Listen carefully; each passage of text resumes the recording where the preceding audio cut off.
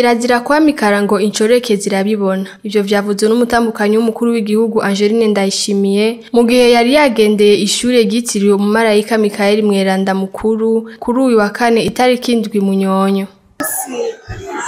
Aramutse ngendera rino shure ryitiriwe Michel Kanje kugira ngo dufashanye kurera.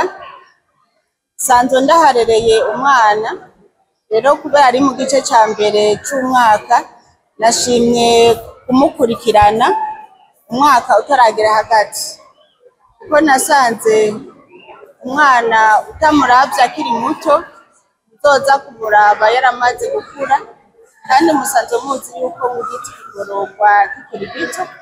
Rero nk'umuvyeyi nashatse gufatikanya n'abarezi bo kuri ino shure kugira ngo ndabe umwimbu w'umwana aho uri hose. Kirazira kumva ko hari undi muntu yo kwitwararika umwana wawe gusumba uko wewe wo mwitwararika. Kirazira kwamikara incoreke zirabibona. Angeline Ndayishimiye atera kandi akamo abavyeyi cane abavyeyi b'indongozi kuja barakurikirana abana babo.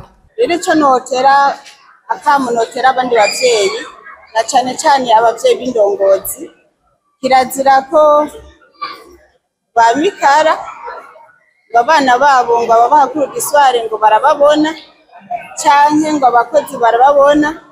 Oya, nabo bohaguruka bakaja ku kivi bakaraba ibikorwa vyabo ingene bitunganijwe kuko nta muntu ashobora kugukorera ivyawe kuko nawe ushobora kuvyikorera.